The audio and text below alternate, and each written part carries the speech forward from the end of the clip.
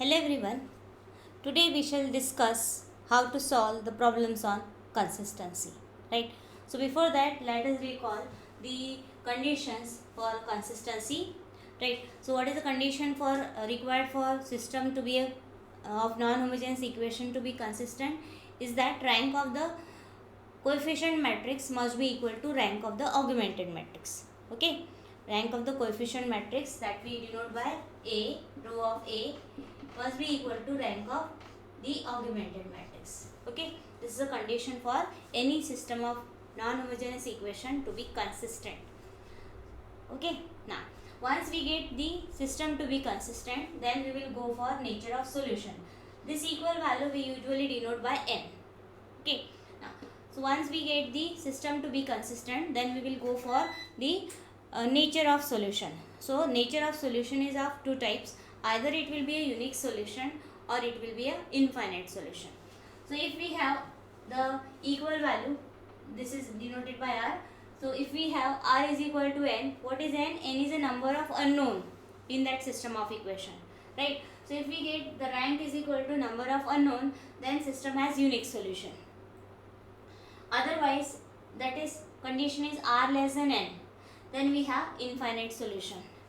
If you find any other possibility other than this, then it will directly mean that the process is under investigation, right? It means it will not have any solution, right? So these are the only possible cases, that r is an unique solution, r less than n infinite solution. So using these criteria, let us see the first example, how to solve or how to get the consistency, right? So test for consistency the system of equation, right?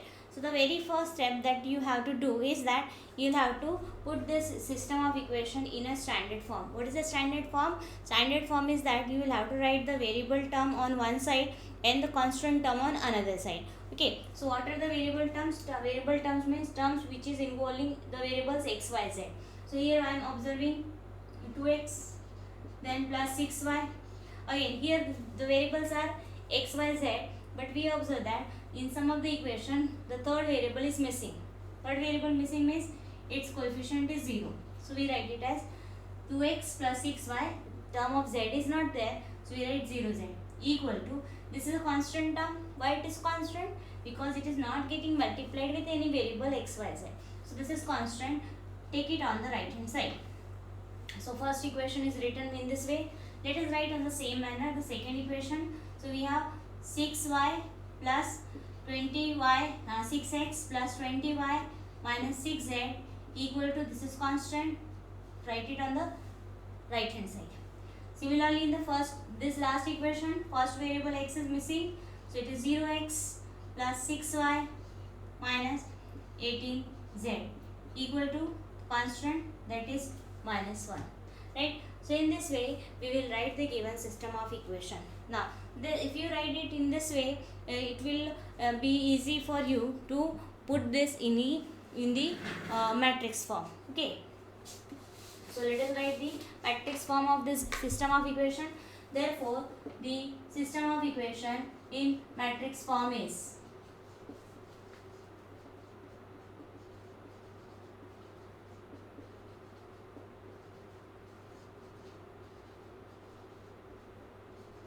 so it will be, so we will write the coefficients of the variable of the first equation as a first row, that is 2, 6, 0. Then coefficients of the variable in the second equation will form the second row, that is 6, 20, minus 6, and the last one will form the last row. So 0, 6, minus 18 into the matrix of unknown. What are the unknowns here? What we wish to find out? The values of x, y, z that are unknown. Okay, so that is x, y, z equal to the constant which are written on the right hand side, that is minus 11, minus 3, minus 1. Okay, so that is, this is nothing but ax equal to b. Call it as equation 1. Now what we want to find? We want to find whether it is consistent or not. So for that the condition is rank of A augmented matrix must be equal to rank of coefficient matrix, that is rank of A is equal to rank of K. Now so we will form the augmented matrix. The augmented matrix is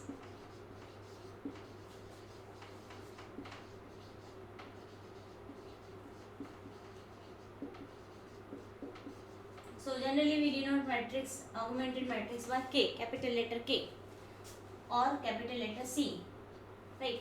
So it is coefficient matrix along with the constant matrix. So how to write this augmented matrix? So we will write first the coefficient matrix. This is our coefficient matrix. So 2, 6, 0, 6, 20 minus 6, 0, 6 minus 18.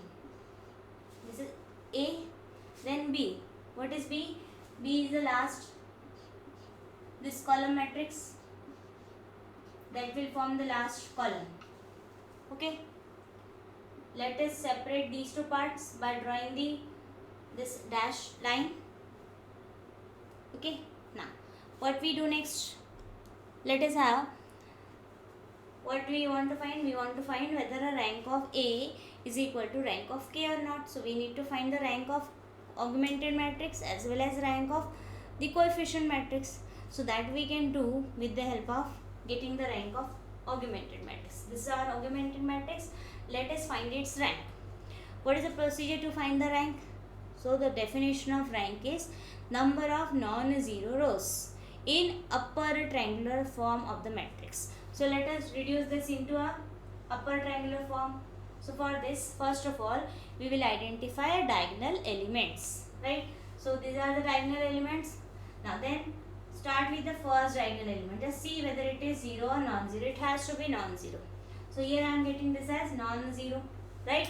So reduce all element lying below this, right, to 0. With the help of this only. Remember, I am telling you the process, right? With the help of which surely you will get the upper triangular form, right? Otherwise you will never get the upper triangular form if you do it at random. Okay. So what we have to do? We will have to start with the first diagonal elements, that is element in 1 1 position. Remember it should be non-zero. Okay. Then reduce all elements lying below the 0 with the help of this only, diagonal elements only. Okay. So already fortunately what I am observing, one element is already 0. So I just have to put this minus 6 0 with the help of 2. So what we will do? So we can observe here, if I multiply this by 3, so this becomes 6 and then subtract. Now changes we are expecting in what? Second row, right? So what we will do? So we will write second row, because we are expecting changes in the second row is going to be changed. Going to be changed as what? It is nothing but changing as R2 minus, this is getting multiplied with 3, so 3R1. So operating this R2 changes to R2 minus 3R1. Okay, so what you will observe? See, so remember here changes will take place in second row only. So you will write abruptly the first and third row as it is, right? So write down first and third row as it is. So what you will get? So this K becomes first row, copy down first row 2, 6, 0 minus 11, and third row also. So that is 0, 6 minus 18 and minus 1. Now find out changes in the second row according to this operation, R2 minus 3R1. So 6 minus 3 times this, what it will be? 0.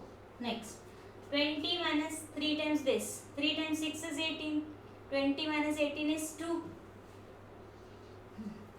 3 times 0 is 0, minus 6 times, minus 6 into 3 times this will be minus 6. Now next find out, multiply this by 3, so it will become minus 33, subtract from minus 3, so what it will be?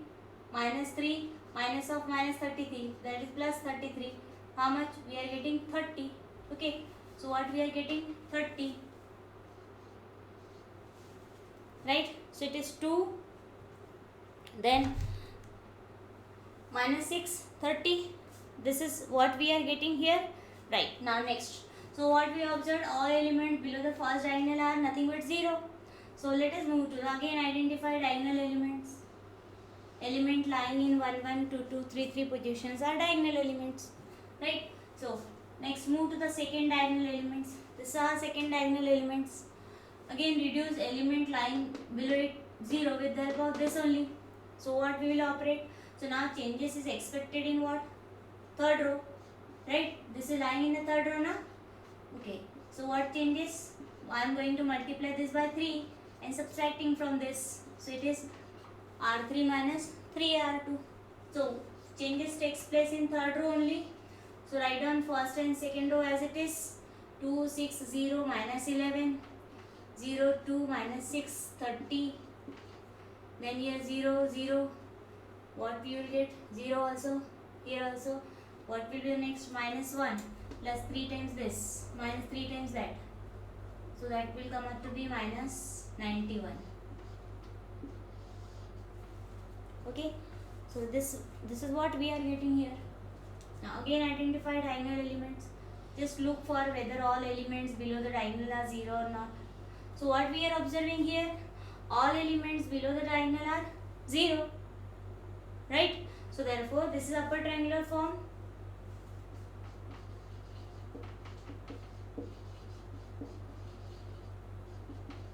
Right? This is upper triangular matrix. So once you get upper triangular matrix, just count the non-zero rows in an entire matrix. Right? So you will get rank of K. So what will be the number of non-zero rows? Non-zero row means at least one element in a row must be non-zero. So here I am observing 3 non-zero elements. So this is non-zero row. Here also 3 non-zero elements. So this is also non-zero row. Here this is non-zero. That's why this is non-zero row. So how many non-zero rows we are having? 3 non-zero rows. So rank of K is nothing but equal to 3. Okay. Now leave the last part, last column. If you leave the last column, means this one B, what is left? A. Right? So leaving the last column will give you the A. So just count the number of rows, non-zero rows in the last in the part other than the last column. So leave the last column. Okay, leave the last column and observe, count the number of non-zero rows. Yes, what is the number of non-zero rows? This is non-zero, this is also non-zero, but in the third row we observe all elements 0. Right? So that's why how many non-zero rows it has? It has only 2 rows, non-zero rows. So rank of A will be what? 2. Now just compare them.